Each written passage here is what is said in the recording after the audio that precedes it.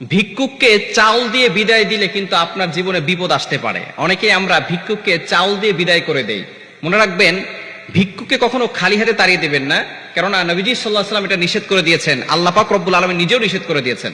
আল্লাহ পাক রব্বুল আলামিন নিজে বলছেন, কোরআন খুলেন 30 নম্বর পারা 17 নম্বর পৃষ্ঠার 8 নম্বর লাইন, সূরাতুদ দোহার 9 নম্বর আয়াতে আল্লাহ বলছেন, ফাআম্মাল ইয়াতীমা ফালা তাকহার, তুমি ভিক্ষুককে কখনো ধমক দিও না।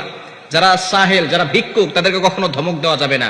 ও আম্মা সাইলা ফালা তানহার, আল্লাহ পাক রব্বুল আলামিন ভিক্ষুককে ধমক দিতে নিষেধ করে দিয়েছেন।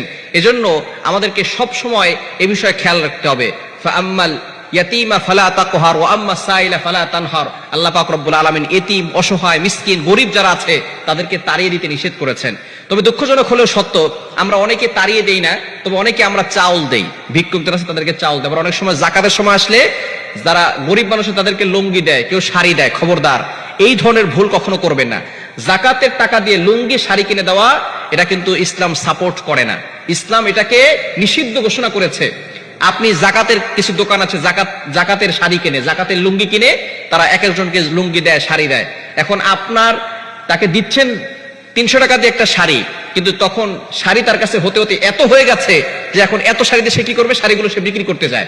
যখন সে বিক্রি করে তখন সে পায় 150 টাকা। আপনি কিনেছেন 300 টাকা দিয়ে, কিন্তু সে পেল 150 টাকা। এখন আপনি চিন্তা করেন যাকাত দিয়েছেন কত টাকা। আপনার এই যাকাত পরিপূর্ণভাবে আদায় হয় নাই। এজন্য লুঙ্গি, শাড়ি দিয়ে যাকাত দিবেন না। তার প্রয়োজন হচ্ছে টাকা,